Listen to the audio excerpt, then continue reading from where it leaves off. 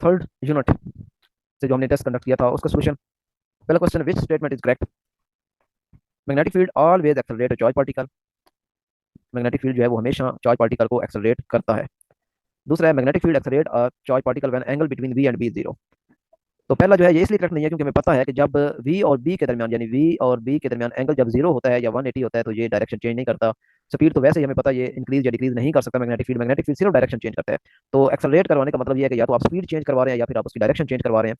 तो ऑलवेज का मतलब है कि हमेशा चाहे कोई भी केस हो ये एक्सेलरेट करवाएगा, लेकिन हमें पता है कि अगर वी और बी के दरमियान ये वाला एंगल हो तो ये एक्सेलरेट नहीं करता। इसका मतलब पहला तो राइट राइट ऑप्शन नहीं हो सकता, रॉन्ग है। दूसरा, magnetic field accelerate charge particle when angle between zero and, तो ये बात भी गलत है क्योंकि जब वी और बी के दरमियान एंगल जीरो होता है तो ये एक्सेलरेट नहीं करता, डायरेक्शन चेंज नहीं करता। तीसरा, magnetic field can not accelerate charge particle, magnetic field charge particle को एक्सेलरेट ही नहीं कर सकता, तो ये बात भी गलत है। मैग्नेटिक फील्ड एक्सेलरेट करवा सकता है जब आप किसी पार्टिकल को, चार्ज पार्टिकल को मैग्नेटिक फील्ड में इंसर्ट करते हैं at any angle between zero and 180। Zero और 180 के दरमियान आप किसी भी एंगल पे जब आप चार्ज पार्टिकल को मैग्नेटिक फील्ड में इंसर्ट करते हैं तो उसकी डायरेक्शन को बेंड कर देता है।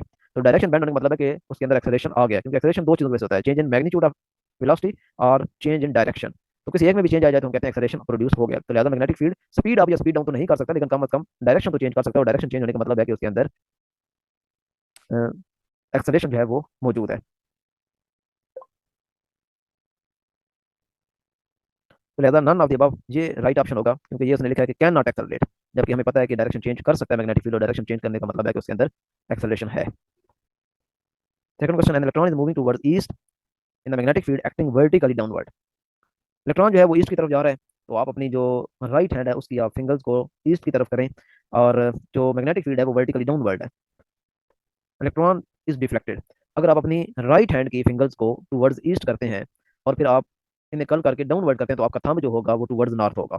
ये आप प्रैक्टिकल करके देख सकते हैं। अपनी फिंगर्स को पहले रखें टुवर्ड्स, राइट हैंड की फिंगर्स को रखें टुवर्ड्स ईस्ट, और फिर उनको कल करके नीचे कर दें डाउनवर्ड, क्योंकि मैग्नेटिक फील्ड डाउनवर्ड है। लिहाजा डाउनवर्ड जब करेंगे तो आपका जो थंब है वो टुवर्ड्स नॉर्थ होगा। लेकिन ये आपको बताया हुआ है कि ये जो डायरेक्शन निकलती है ये पॉजिटिव चार्ज की निकलती है, आपके पास है नेगेटिव चार्ज। तो नेगेटिव चार्ज के लिए आपने डायरेक्शन रिवर्स कर देनी है, तो नॉर्थ की बजाय ये हो जाएगा साउथ।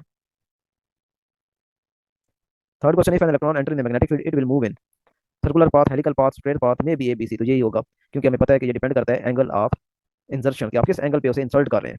जीरो 180 पे करेंगे तो वो स्ट्रेट पाथ में चला जाएगा, 90 पे करेंगे तो सर्कुलर, और अदर देन जीरो एंड 180 होगा तो फिर वो हेलिकल पाथ बनाएगा। और frequency of accelerating particle in the magnetic field doesn't depend on, अब फ्रीक्वेंसी सबसे पहले हम निकालें कि फ्रीक्वेंसी होती क्या है। फ्रीक्वेंसी होती है 1 ओवर टाइम पीरियड। तो टाइम पीरियड हमें पता है, हम निकाल सकते हैं S is equal to V T से, और टी आपके पास आ जाएगा एस ओवर वी से। एस है 2 पाई आर ओवर वी। अब वी आप कहाँ से निकालेंगे, हमें पता है कि जो मैग्नेटिक फील्ड होता है वही सेंट्रीपिटल फोर्स प्रोवाइड करता है। तो लिहाजा Q V B is equal to M V square over R. तो ये एक वी जो है इस वी से कट जाएगा, और इस तरीके से आपके पास वी की जो वैल्यू आ जाएगी वो आएगी क्यू बी ओवर एम, और आर जो है वो इधर आके मल्टीप्लाई हो जाएगा। ये वी की वैल्यू आप यहाँ पे लगा दें तो टी की वैल्यू आएगी 2 पाई आर, और नीचे वी की जगह आ जाएगा R Q B over M. तो ये 2 पाई आर, एम जो है ये ऊपर चला जाएगा, और क्यू बी आर ये नीचे आ जाएगा। तो इस तरीके से आर जो है वो आर के साथ कट जाएगा, और आपका टाइम पीरियड जो फार्मूला बनेगा वो बनेगा 2 पाई एम ओवर क्यू बी। इसका जब आप उल्ट लेंगे तो फ्रीक्वेंसी आ जाएगी यानी क्यू बी ओवर 2 पाई एम। तो यहाँ से आप देख सकते हैं कि जो फ्रीक्वेंसी है वो चार्ज पे भी डिपेंड करती है, मैग्नेटिक फील्ड पे भी डिपेंड करती है, और मैस पे भी डिपेंड करती है। अगर डिपेंड नहीं करती तो वो साइज ऑफ द पार्टिकल पे डिपेंड नहीं करती। A 5 ampere current is flowing in a wire at height 10 metre above the surface of earth, what is the magnitude of magnetic field exactly down the wire at the surface of earth। यानी ये अर्थ की surface है, ये ऊपर wire जा रही है जिसके अंदर जो करंट है वो 10 एम्पियर जा रहा है। वो कह रहा है कि वायर के नीचे एक्जैक्टली नीचे यहाँ पे सरफेस ऑफ अर्थ पे मैग्नेटिक फील्ड की स्ट्रेंथ क्या होगी। तो हमें पता है जब भी किसी वायर में करंट फ्लो कर रहा होता है तो सर्कुलर पाथ में यूं मैग्नेटिक फील्ड प्रोड्यूस होता है। तो आप एम्पियर लॉ लगा सकते हैं। एम्पियर लॉ होता है B L is equal to mu naught I. तो B is equal to mu naught की वैल्यू होती है 4 पाई 10⁻⁻⁷, आई की वैल्यू है 10, और एल जो है ये लूप जो आपका है उसकी लेंथ होती है। तो चूंकि सर्कुलर लूप है तो सर्कुलर लूप की जो लेंथ है वो होती है 2 पाई आर। तो यहाँ पे आ जाएगा डिवाइडेड बाई एल यानी 2 पाई आर। आर जो है ये देखें रेडियस इसका बन रहा है वही जो हाइट है from the surface of earth to the wire, ये हाइट ही एक्चुअली इसका रेडियस बन रहा है। तो वो है आपके पास 10 मीटर। ये करंट की वैल्यू मैंने रॉन्ग पुट कर दिया, करंट की वैल्यू है 5। तो पाई पाई के साथ कट जाएगा, और आर की वैल्यू आप यहाँ पे 10 लगा दें तो 5 2 10, ये 2 2 4 हो जाएगा, और 4 4 से कट जाएगा, और इसी के साथ पास सिर्फ 10⁻⁻⁷ बचेगा, और ये ऑप्शन है इसका राइट ऑप्शन। इलेक्ट्रॉन की जो, sorry, ratio of E by M of proton and alpha particle. अब प्रोटॉन और अल्फा पार्टिकल के दरमियान पहले आपको रिलेशनशिप पता होना चाहिए कि चार्ज और मास का आपस में इनका ताल्लुक क्या है।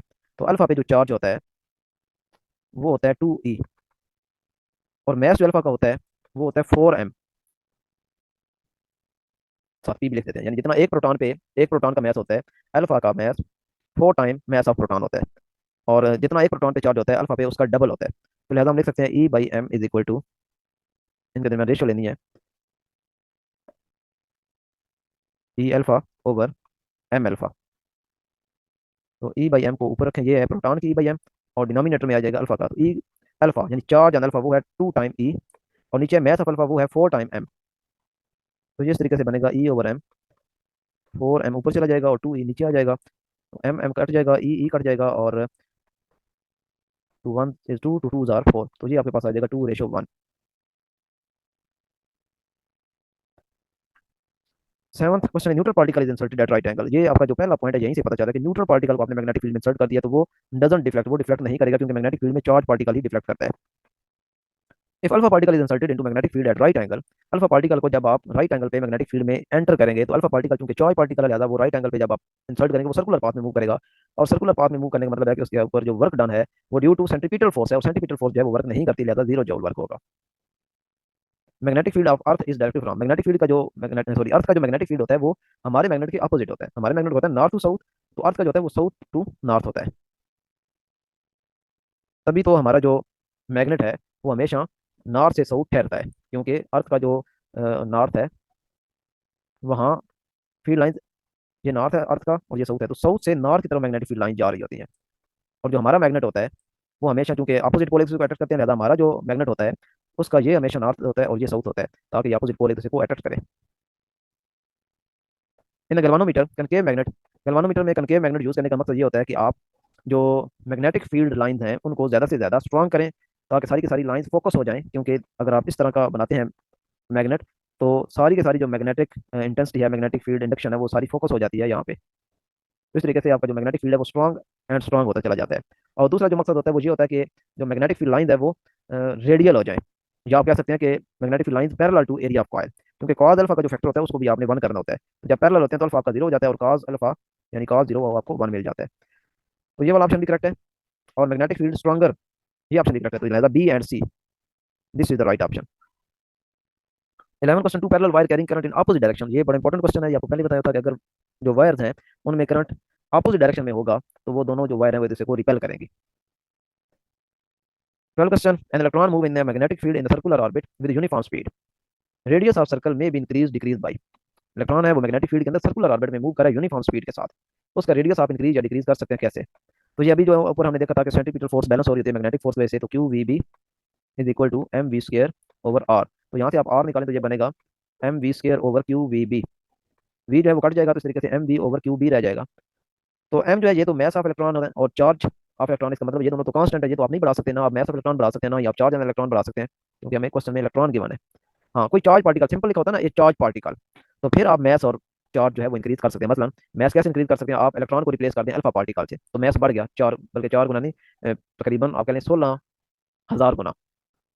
ठीक है, और इसी तरह चार्ज भी बढ़ गया, 4 टाइम बढ़ गया। तो यहाँ पे सिंपल अगर लिखा होता कि एक चार्ज पार्टिकल है और उसको आप मैग्नेटिक फील्ड में सर्कुलर पाथ में मूव करवा रहे हैं, आप उसका रेडियस इंक्रीज करना चाहते हैं, तो आप बताएं क्या इंक्रीज या डिक्रीज करके उसका रेडियस इंक्रीज कर सकते हैं। तो फिर आप मैस और चार्ज को भी इसमें इंक्लूड कर सकते थे, क्योंकि चार्ज पार्टिकल फिक्स नहीं है, गिवन नहीं है, लेकिन हमारे केस में हमें इलेक्ट्रॉन गिवन है कि इलेक्ट्रॉन है, तो लिहाजा अब हम इलेक्ट्रॉन का मैस और चार्ज नहीं बदल सकते। तो रेडियस जो है वो आप अगर इंक्रीज या डिक्रीज करना चाहते हैं, तो या तो वेलोसिटी इंक्रीज कर दें या मैग्नेटिक फील्ड डिक्रीज कर दें, ये दो ऑप्शन आपके पास, जिससे आप रेडियस जो है वो उसका इंक्रीज या डिक्रीज कर सकते हैं। यानी वेलोसिटी और मैग्नेटिक फील्ड ही दो पैरामीटर हैं जिनको चेंज करने से आप रेडियस ऑफ इलेक्ट्रॉन चेंज कर सकते हैं। इंक्रीजिंग स्पीड ऑफ इलेक्ट्रॉन और डिक्रीजिंग मैग्नेटिक फील्ड, ये दोनों option A and C, this is the right option. अगर आप इंक्रीज करना चाहते हैं तो उसके लिए ये है, और अगर आप डिक्रीज करना चाहते हैं तो फिर वेलोसिटी को डिक्रीज कर दें और मैग्नेटिक फील्ड को इंक्रीज कर दें। 13 question, magnetic field inside solenoid is B if it has number of turns N in unit length, if length is double by keeping the number of turns same. काम उसने ये किया है कि ये आपके पास सपोज है एक सॉलिनॉइड, इसकी लेंथ है, कोई भी लेंथ आप कह लें, स्पेसिफिक लेंथ एल है, और इसके अंदर जो नंबर ऑफ टर्न्स आ रही है वो एन आ रही है। वो आप कह रहे हैं कि आपने इसकी लेंथ को डबल कर देना है, यानी एल प्राइम जो है वो आपका 2L हो जाएगा, लेकिन नंबर ऑफ टर्न जो है यानी एन प्राइम वो अभी भी एन ही है, नंबर ऑफ टर्न वही है। तो इन साइड द सॉलिनॉइड बी की वैल्यू हमने देखनी है, तो बी हमें वैसे पता है म्यू नॉट एन आई होता है, और एन जो है वो इक्वल होता है नंबर ऑफ टर्न पर यूनिट लेंथ। तो बी प्राइम जो है वो आप कैसे निकालेंगे, B prime is equal to आ जाएगा mu naught N prime over L prime into I. N prime आपके पास वही है, और एल प्राइम जो है वो डबल हो गया है। तो यहाँ से आप देख सकते हैं कि आपके पास बाकी सारे पैरामीटर वही आ गए हैं जो पहले थे, म्यू नॉट एन आई ओवर एल, लेकिन एक एक्स्ट्रा टर्म जो नीचे आई है वो आ गया 2 की। और चूंकि 2 का फैक्टर डिनोमिनेटर में, इसका मतलब है मैग्नेटिक फील्ड डिक्रीज हो जाएगी बाई फैक्टर 2, हाफ हो जाएगी।